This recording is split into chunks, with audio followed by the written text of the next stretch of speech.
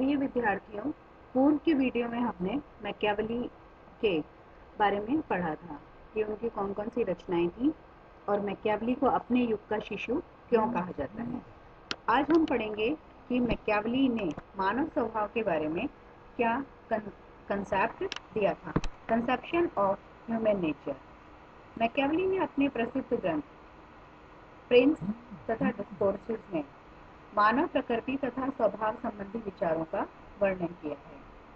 Machiavelli को आज भी मानव प्रकृति की दुष्टता का प्रवक्ता माना जाता है, क्योंकि ये माना जाता है कि उन्होंने उनके ग्रंथ जो द प्रिंस में है लोगों के स्वभाव की गलत व्याख्या की थी और उन्होंने ये बताया था कि मनुष्य को पशुओं के समान लाकर उन्होंने खड़ा कर दिया था। इस संबंध में जॉन्स ने लिखा कि मैकियावेली अपने ग्रंथ डिस्कोर्सेस में तो यहाँ तक कह देते हैं कि मनुष्य एकदम दुष्ट है और मैं एकदम अच्छा।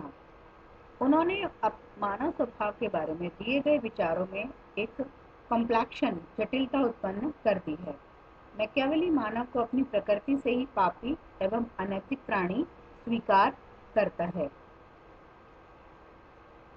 यह काल्विन और हॉब्स की तरह मानव का स्वभाव बुनियादी तौर पर सच्चा होता है। मैकियावेली इस बात को बिल्कुल भी स्वीकार नहीं करता है।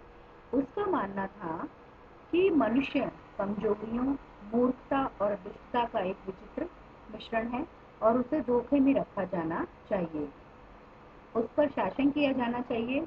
उसका मानना था कि मनुष्य विवेकहीन होते हैं और वो अपने इमोशंस के वशीभूत होकर के काम करते हैं।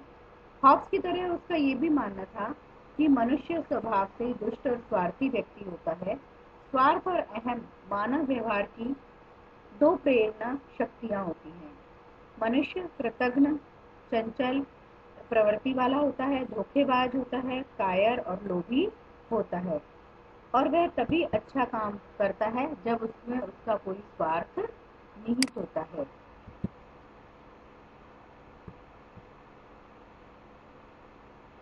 मनुष्य का अपने अच्छाई की तरफ कोई रुझान नहीं होता है और वह समाज के नियमों का पालन जो करता है वो अपने आराम के लिए करता है। इसलिए मैकियावेली का कहना था कि मनुष्य जो है उसके अनुसार मनुष्य एक बिल्कुल आदिम मानव मनुष्य पशुप्रत है, जो सिर्फ अपने लिए ही लड़ाई लड़ता है, अपने भ्रष्टाचार में लिप्त रहता है, अपनी संपत्ति की रक्षा करता है, दूसरों के और वह हमेशा दूसरों पर वर्चस्व कायम करने की कोशिश करता है। इस कारण उसका मानना है कि मनुष्य की जो महत्वाकांक्षाएं हैं वो कभी पूरी नहीं हो पाती हैं और वह लगातार संघर्ष करता रहता है। इसलिए मैकियावेली ने शासन स्वभाव और राज्य के संदर्भ में दो शक्तियों का वर्णन किया है, जिसमें ये मुख्य रूप से दो शक्तियां कौन सी हैं, प्रेम और भय। मैकियावेली का मानना है कि मनुष्य प्रेम के बंधन को तो तोड़ सकता है, लेकिन मानव मन भय की जंजीर को नहीं तोड़ सकता। मैकियावेली का कहना है कि बुद्धिमान राजा को भय का सहारा लेना चाहिए। मनुष्य स्वभाव से दुष्ट और स्वार्थी होने के कारण विवश होकर ही सद्व्यवहार करते हैं। इस प्रकार वह मानव को पूर्ण रूपेण स्वार्थी मानता है और वह इस मामले में मैकियावेली को हॉब्स के समान माना जा सकता है।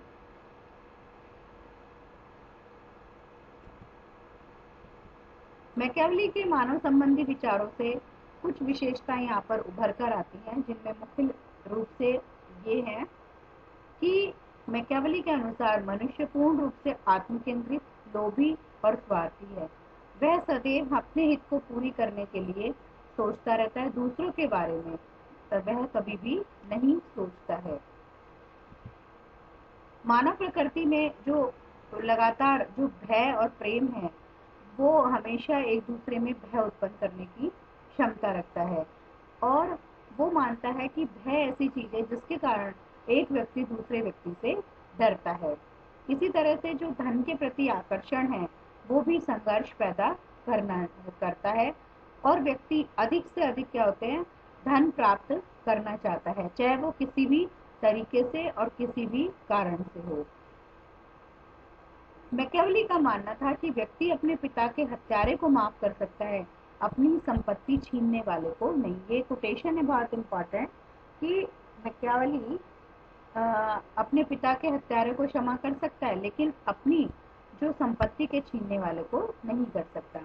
नई वस्तुओं की चाह या इच्छा धनवान और दरिद्र दोनों में समान रूप से पाई जाती है। मनुष्य स्वभाव से महत्वाकांक्षी होता है, वह सदैव हर वस्तु पर अपना अधिकार पाने की चेष्टा करता है। सीमित साधन होने के कारण उसका ये प्रयास लगातार असफल होता है। मनुष्य स्वतंत्र होने की कामना करता है और इस स्वतंत्रता के परिप्रेक्ष्य में वह हमेशा दूसरे की स्वतंत्रता छीनने का प्रयास करता है। मानव स्वभाव चूंकि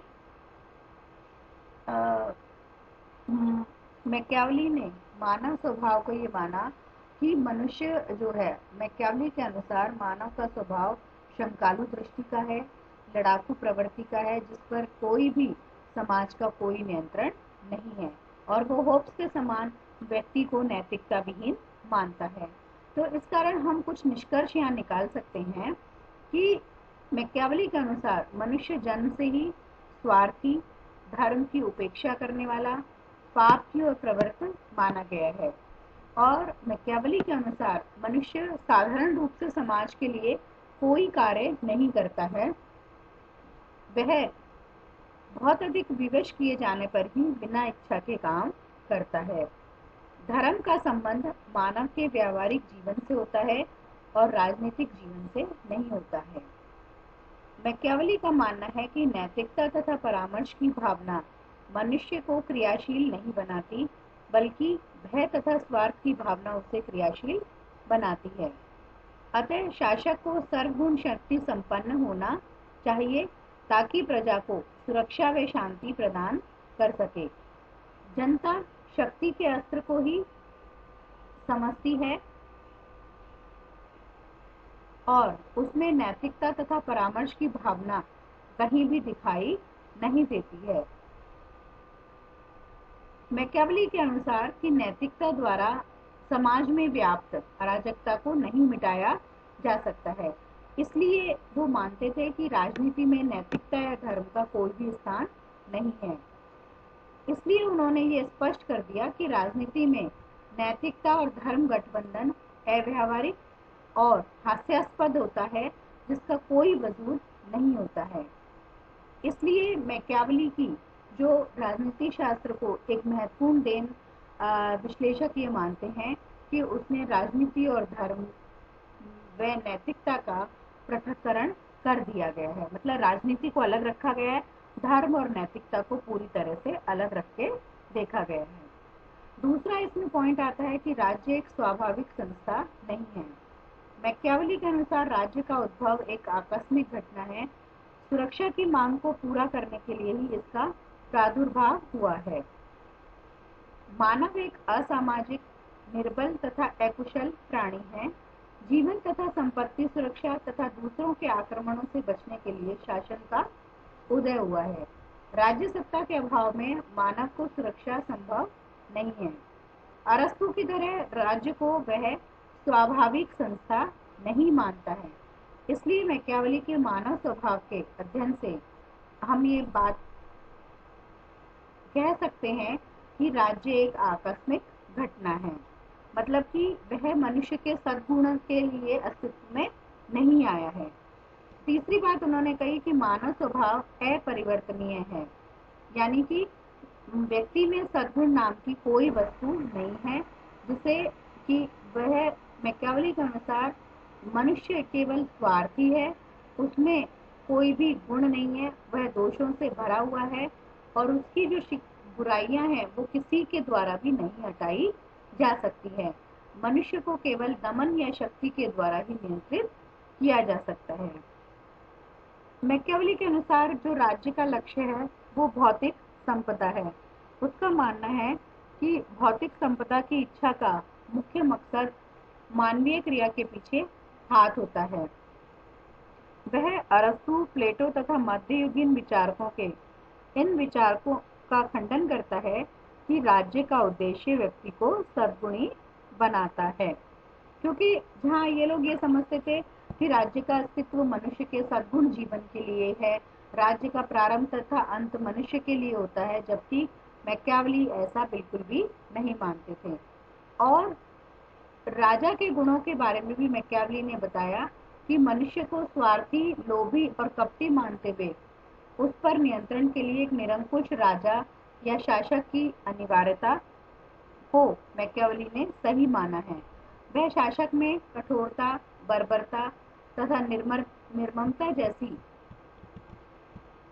विशेषताओं को आवश्यक मानता है। उन्होंने अपनी जो पुस्तक है प्रिंस में भी शासक के लिए कुछ आवश्यक नियमों का वर्णन किया है और वो कहा है कि भय द्वारा ही शासक जो है जनता को अपने पक्ष में कर सकता है और अराजकता की स्थिति को नष्ट करके सदैव उसमें उसे लोमड़ी जैसी चालाकी रखनी चाहिए। ऐसा व्यक्ति ही प्रजा पर शासन करने योग्य है। लेकिन हमने जो विशेषताएं पढ़ी, आलोचनाएं अपने आप अपने सामने आ रही हैं कि ये एक पक्षीय जो है मानव स्वभाव का चित्रण किया गया है। उसने भी हॉब्स की तरह मनुष्य को स्वार्थी मान लिया है, दुष्ट प्राणी माना है। लेकिन कोई भी मनुष्य यदि स्वार्थी होगा, पापी होगा, तो कैसे समाज चल सकता है। मानव स्वभाव एक पक्षीय है, वह बल्कि दोनों पक्ष हैं, कुछ अच्छाई भी है और उसमें कुछ बुराई भी है। दूसरा है अवैज्ञानिक पद्धति कि उन्होंने जो भी विश्लेषण किया है वो मनुष्य को स्वार्थी बनाना है, अतः उसका विश्लेषण अवैज्ञानिक है। तीसरी बात आती है राज्य का आधार शक्ति नहीं इच्छा है, कि शक्ति को वह एक आवश्यक गुण मानता है। वो ये मानता है कि भय द्वारा ही जो है वो जनता को अपने पक्ष में किया जा सकता है, जबकि ऐसा नहीं है। मानव का स्वभाव हमेशा अप एंड डाउन होता रहता है, परिस्थितियां विशेष उसे अच्छा और बुरा कर सकती हैं, लेकिन ऐसा नहीं है कि उसमें सुधार संभव ही नहीं हो।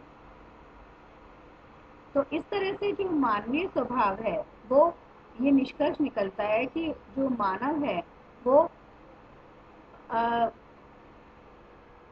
एक स्थैतिक अवधारणा नहीं है मानव के बारे में, वो समय, काल और परिस्थितियों के अनुसार बदलती रहती है। इसलिए जो ये माना जाता है कि उन्होंने इटली की सामाजिक राजनीतिक वातावरण से उत्पन्न बुराइयों को अपने विचारों में स्थान देकर अपनी अवधारणा को खड़ा किया था, वह मानव स्वभाव की दुष्ट प्रवृत्ति का सामान्यीकरण की दिशा में प्रयासरत थे। क्योंकि ये माना जाता है कि उन पर उस वक्त की परिस्थितियों का बहुत अधिक प्रभाव था, इसलिए उन्होंने मानव स्वभाव का इस तरह से चित्रण किया है। यदि वो किसी और युग में पैदा होते तो शायद मानव स्वभाव का ऐसा चित्रण नहीं करते।